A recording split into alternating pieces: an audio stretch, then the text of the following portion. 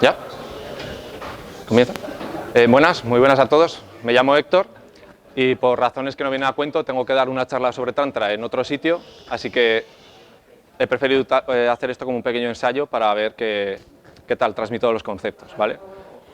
Entonces voy a intentar responder esta pregunta, tanto Tantra, Tantro, sin más, es un juego de palabras, y obviamente para eso necesitaremos saber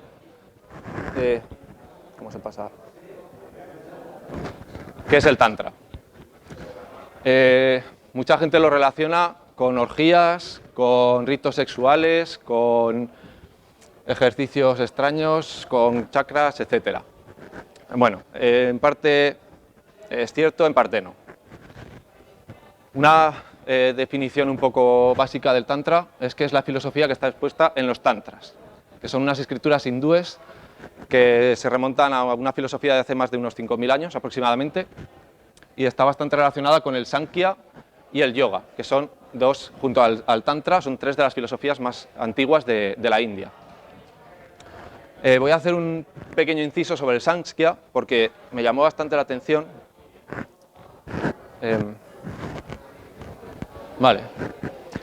Porque se considera una de las primeras escuelas filosóficas de pensamiento ateo, por ejemplo. Luego lo de los tattvas era que creían que existían 25 entidades reales, que eran yo, mente, inteligencia, el cuerpo, los órganos, sentidos y demás, y elementos, agua, fuego, tierra, etc.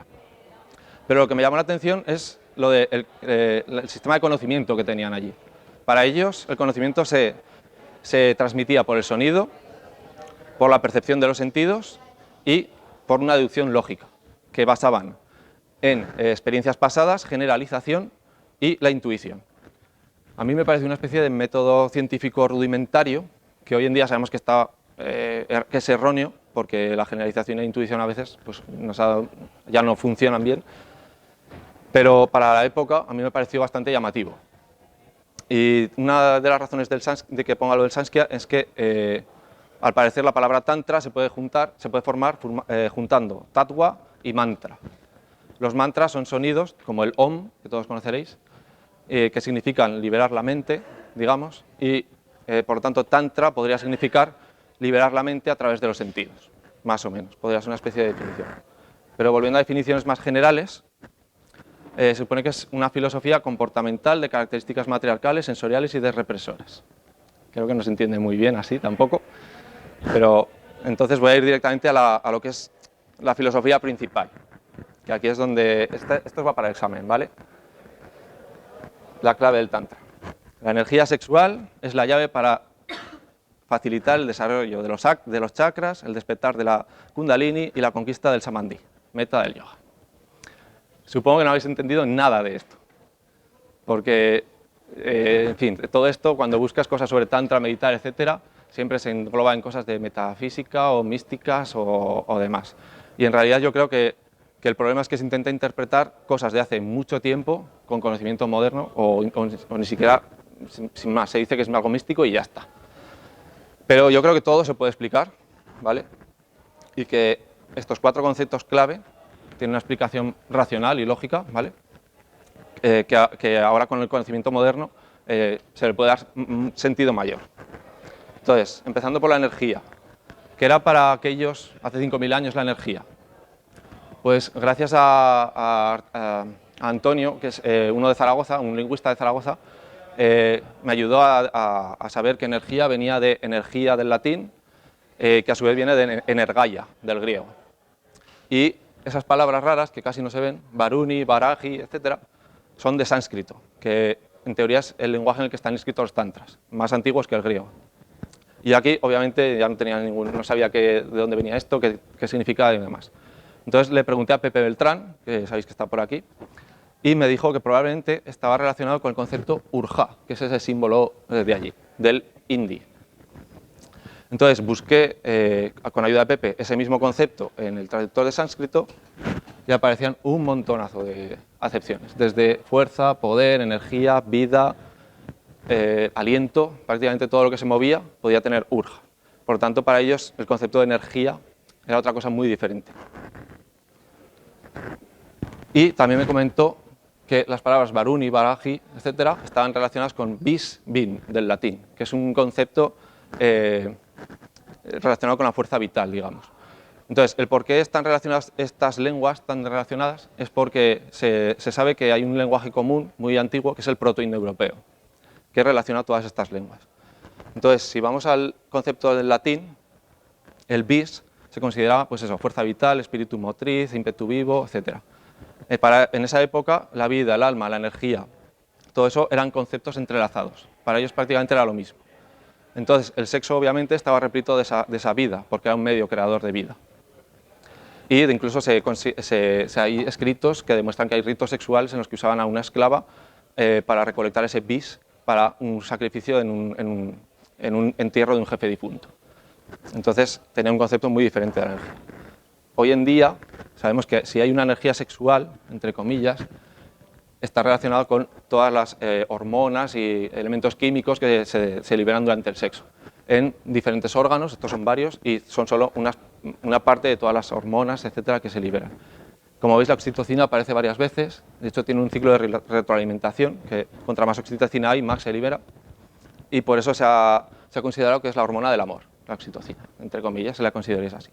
Entonces, si existe algo relacionado con la energía sexual, serían más bien las hormonas que se liberan durante el sexo. Sobre los chakras, en fin, esto ya sabéis que es un concepto un poco complicado de explicar y se considera que es un vórtice que transforma energía espiritual en energía física, o al revés. Y para ello existían distintos tipos de energía. Antes de meterme con los chakras, voy a explicar el prana, que se supone que es la energía de las cosas. Y en un libro vi que el prana del aire se podía ver, que si tú tienes un fondo azul, puedes ver pequeños puntos brillantes moviéndose, ¿vale? Y lo curioso es que se ve. Cualquiera lo podemos ver, todos deberíais poder verlo. Más o menos se ve algo parecido así, a ver si se ve bien. ¿Veis, no? Esos puntitos. Si miráis a un plano azul, veríais algo parecido a esto. ¿Por qué deberéis verlo todos? Porque esto ahora ya se conoce que no es el prana, sino que es el fenómeno entóptico del campo azul. Son los glóbulos blancos de tu cuerpo moviéndose delante de la retina de tus ojos, por los capilares. Entonces captan la onda de luz azul y tú los ves como puntitos blancos. Pero claro, ellos veían eso e interpretaban como energía que cogíamos del aire y que usábamos para transformar lo que sea. Hoy sabemos que esa energía proviene del oxígeno para realizar la respiración celular. Por lo tanto, en parte el concepto lo tenían correcto, cogemos algo del aire y nos da energía, pero tenían fallos de concepto. Entonces, los chakras, suponiendo que también son algo real, como el prana, el oxígeno, todo esto, ¿qué es lo que podría ser? ¿Vale? A mí solo se me ocurre que podría estar relacionado con el sistema nervioso, el sistema endocrino, o que realmente no existieran, que fuera una autosugestión o un efecto nocebo. El efecto nocebo que más se conoce hoy en día es el del miembro fantasma. Cuando alguien tiene un miembro amputado y lo sigue sintiendo aunque no esté ahí, ¿vale? Es una inversa del placebo, es cuando crees que algo existe pero en realidad no existe. Esta aplicación me parece un poco rebuscada y aunque se sabe que el sistema propioceptor, el sentirte a ti mismo, es bastante fácil, bastante sugestionable, creo que no es realmente la explicación más adecuada. Y considero que esto, por lo menos si lo veis así, este es el sistema endocrino humano, tal y como lo conocemos hoy, las glándulas endocrinas, y anatómicamente, la verdad es que tiene unas similitudes muy, muy parecidas a las del chakra, a la de los puntos donde suelen colocar los chakras. Además, se sabe que el sistema endocrino son los liberadores de hormonas, que regula todas las actividades del cuerpo, en el sexo está todo completamente activo para todas las funciones. Y vamos, esto es solo una intuición mía. O sea, si los chakras son algo real, probablemente era su modo de explicar el sistema endocrino, que es muy complejo y que hoy en día todavía no sabemos exactamente cómo funciona al 100%. Entonces, bueno, ya vamos por la mitad más o menos, ¿vale? Quedan 2 términos de explicar. Sé que esto puede sonar místico, etcétera, etcétera, pero creedme que dentro de un par de diapositivas voy a recuperar vuestra confianza si la he perdido, y no es nada místico ni hay que creer en nada. Entonces, la Kundalini. Se supone que es una energía que está dormida, que la describen como una energía física, naturaleza neurológica y manifestación sexual. Bueno, A veces la consideran como el líbido que describió Sigmund Freud, o energía libidinal, y por eso la asocian al sexo. Se supone que cuando despierta asciende por los chakras y ayuda a despertar, a conseguir la iluminación. Entonces, para poder explicar la Kundalini, prefiero explicar primero la iluminación, que es el Samadhi. Samadhi es la palabra sánscrita para iluminación. Según ellos, es el estado de hiperconciencia, de megalucidez, que proporciona el autoconocimiento, así como el conocimiento del universo. O sea, tela, ¿no? Y lo describen como un estado de consciencia muchas dimensiones por encima de la mente, y por eso es imposible comprenderlo por medio de mecanismos mentales, lógica o cultura. Bueno, es decir, como que si no lo experimentas no puedes comprenderlo. En parte es cierto, pero no es cierto que no se pueda explicar, porque Fischer, que fue un psiquiatra de los años 60, lo explicó bastante bien, con términos científicos. Fischer creó el mapa de estados de conciencia alterados, que es ese que veis ahí, y estuvo desde los años 60 hasta los años 80, ¿vale? 20 años estudiando todo esto, y estimulaba, usando drogas como el LSD, y con meditación estimulaba varios sistemas del organismo, que hoy los conocemos, que son el sistema simpático y parasimpático. Están relacionados con el sistema ergotrópico y trofotrópico, descubiertos por Walter Hess, que es premio Nobel de Medicina, es médico, y obviamente, no sé si los conocéis, el sistema simpático o el ergotrópico está asociado al trabajo, a la realización de cosas que requieren energía, por eso proviene de ergo es de trabajo, y el trofotrópico está relacionado a cosas que recuperas energía, trofos viene de comer. Entonces, Ronald Fischer comprobó que si estimulabas el sistema ergotrópico, usando drogas, por ejemplo, te movías en este plano hacia la derecha, por los sistemas alucinatorios, donde está desde sensibilidad, ansiedad, creatividad, hasta ruptura mística, como que se supone que consiguen los chamanes de tribus, etc.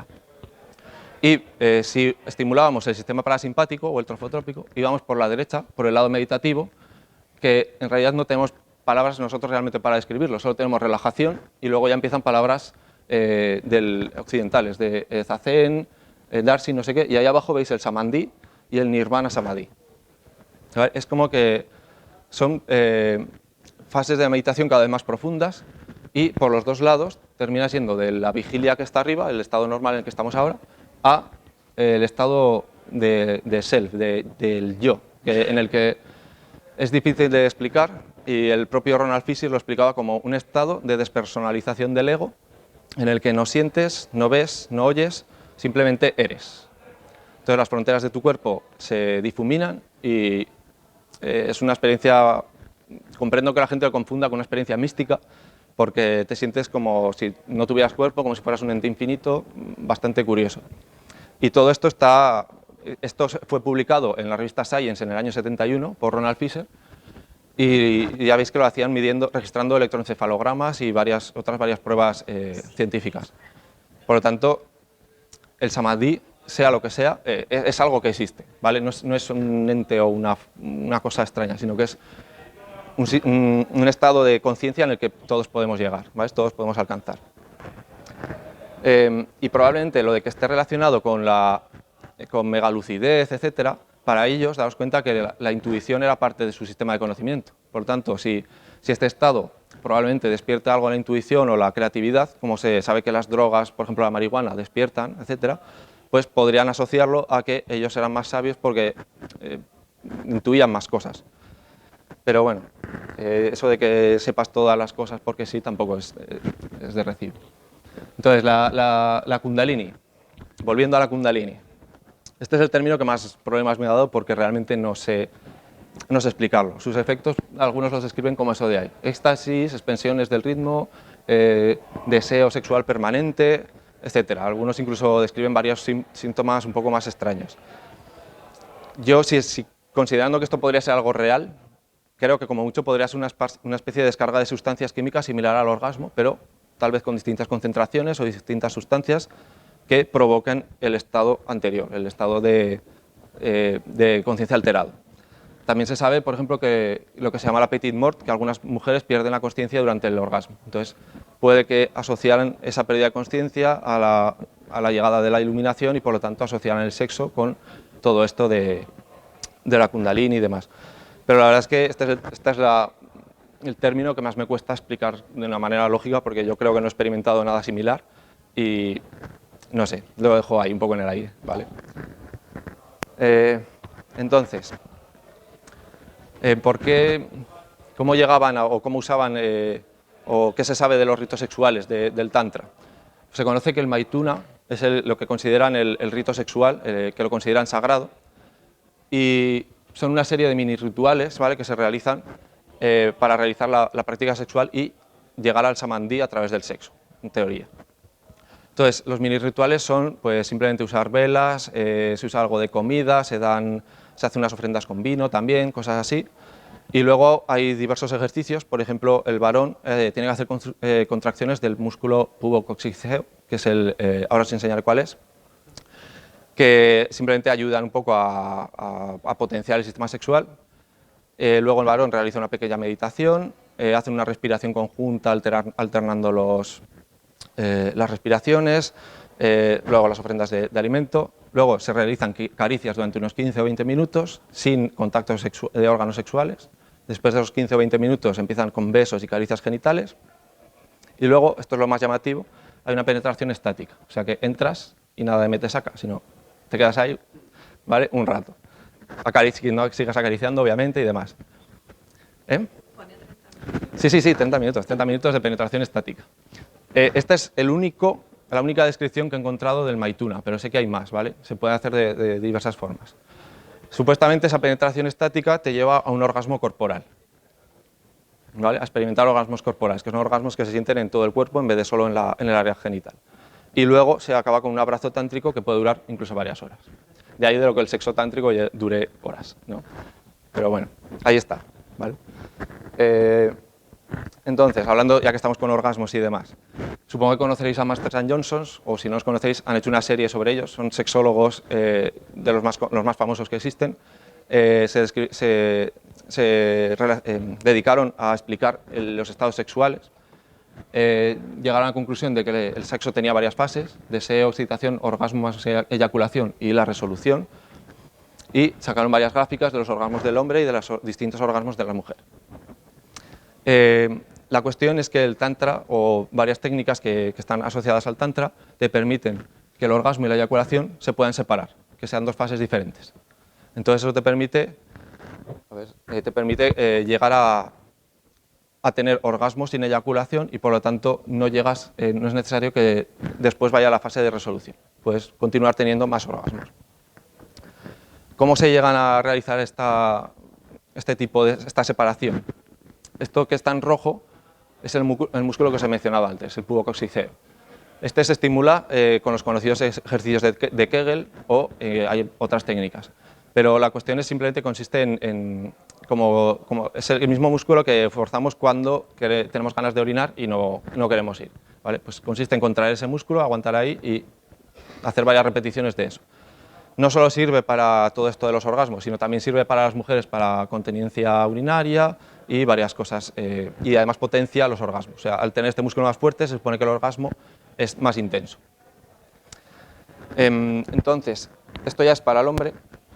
Se supone que se puede conseguir una eyaculación retardada fortaleciendo este músculo. Y es que haciendo varios ejercicios de calentamiento, digamos, o sea, cuando intentas llegar al orgasmo, pero antes de llegar te dejas reposar un poco, y haciendo eso varias veces, llegas a un punto en el que cuando llega el orgasmo, la eyaculación no ocurre en el mismo momento, sino que se retrasa en el tiempo y luego eyacula. Entonces ahí es cuando la mente separa orgasmo y eyaculación. Y de hecho se sabe que ocurren en dos zonas diferentes del cerebro y que por lo tanto se pueden activar de manera diferente. Lo que pasa es que por lo general ocurren a la vez. Entonces, no recordaba la salchicha. Otra forma de conseguirlo es lo que se llama el finger lock.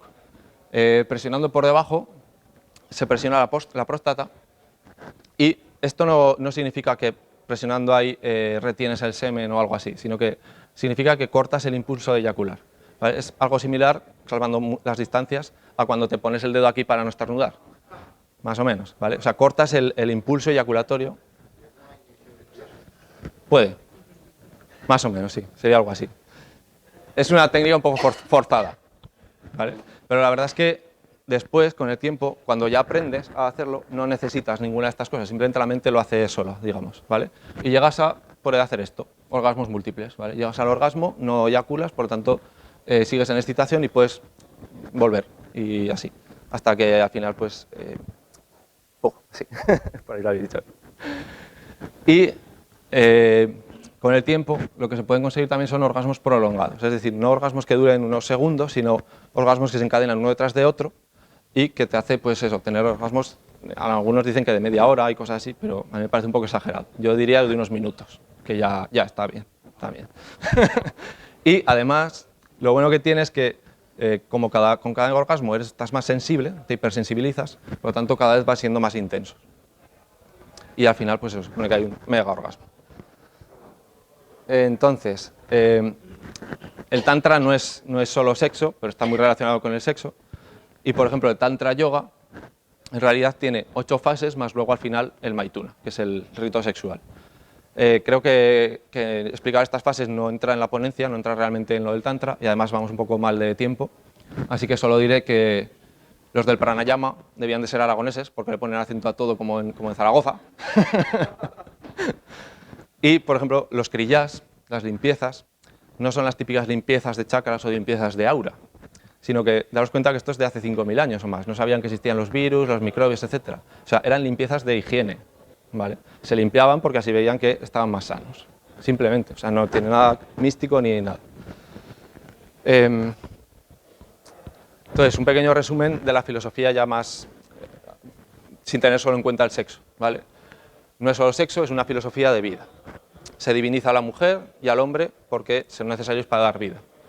Se considera el sexo como algo sagrado y que unifica, no promueve ni posesividad ni los celos, promueve la tolerancia.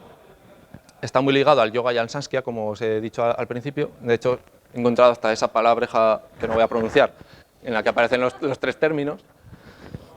Y básicamente cualquier filosofía que no reprima el sexo y el amor libre se puede considerar tántrica.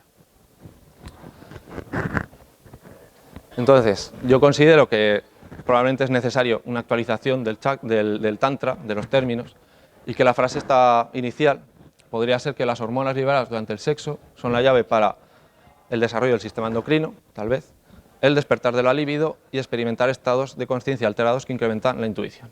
Bueno, podría ser, ¿vale? Lo dejo ahí. No me atrevo a afirmar que es una certeza, pero creo que está más cerca de la verdad que la frase original, ¿no? En la que meten cosas místicas.